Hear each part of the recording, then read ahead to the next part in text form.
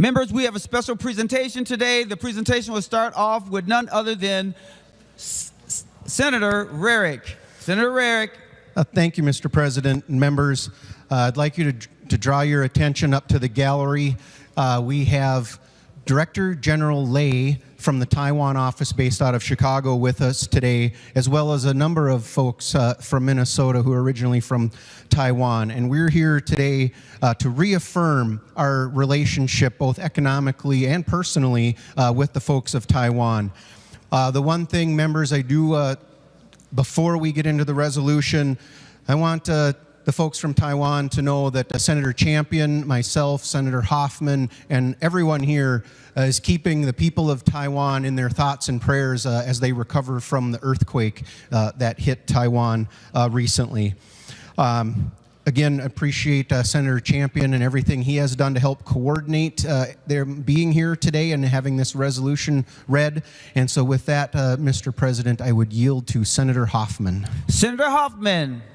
Thank you, Mr. President. Thank you, good Senator from Pine City. Reaffirming its commitment to strengthen and deepening the sister ties between the state of Minnesota and Taiwan. Mr. President and members, whereas in 1984, the state of Minnesota established a sister state relationship with Taiwan, and Minnesota and Taiwan have enjoyed strong bilateral trade, education, and cultural exchanges and tourism. And whereas Taiwan shares the same values of freedom, democracy, human rights, the rule of law, peace, and prosperity with the United States and the state of Minnesota. And whereas the United States ranks as Taiwan's second largest trading partner, Taiwan is the 9th largest trading partner of the United States, and bilateral trade reached more than $160 billion in 2022.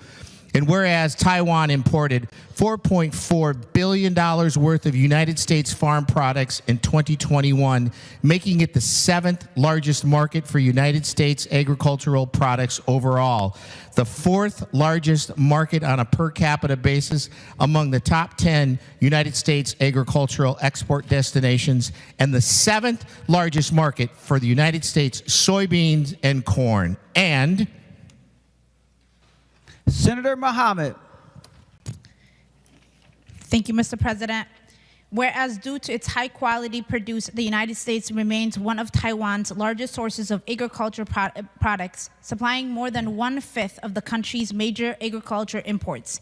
And whereas Taiwan and the state of Minnesota have enjoyed a long and mutually beneficial relationship with the prospect of future growth, and Taiwan was Minnesota's 4th largest export market in Asia in 2022, with $610 million worth of Minnesota goods exported to Taiwan.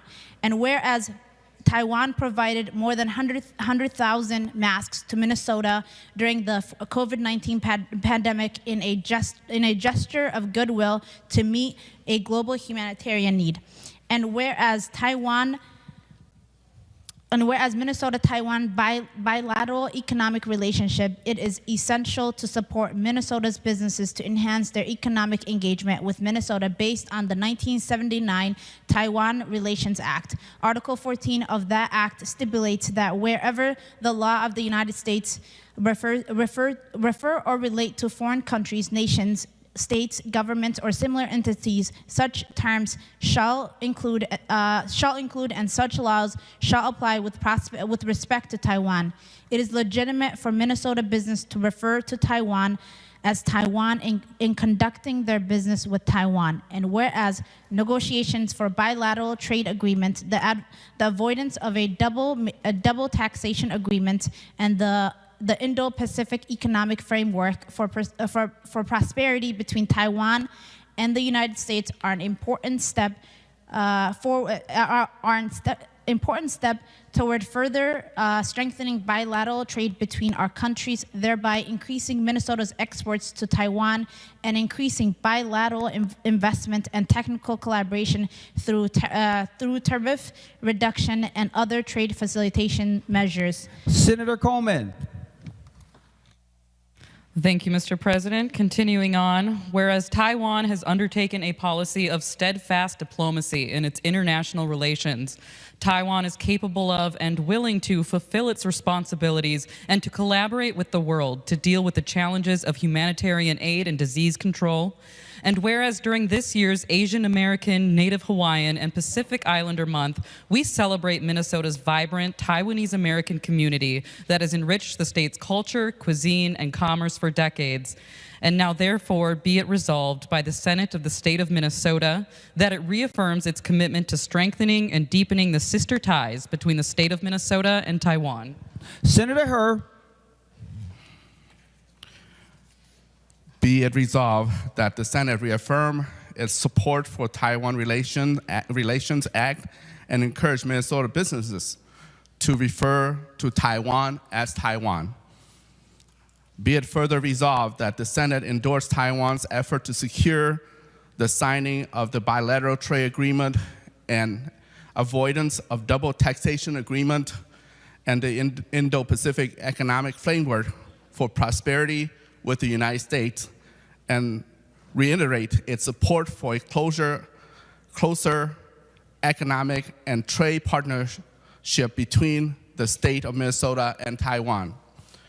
Be it further resolved that the Senate continue to support Taiwan's meaningful participation in the international organizations such as United Nations, the World Health Organization, ICAO, UN, FCCC, and Interpol, which impact the health, safety, and well-being of the people of Taiwan and support Taiwan's aspiration to make more contribution to the international society.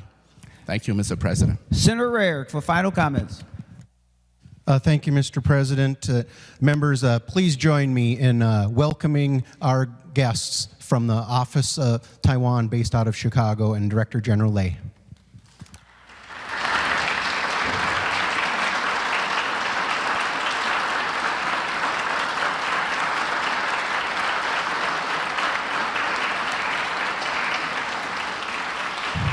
Thank you, members.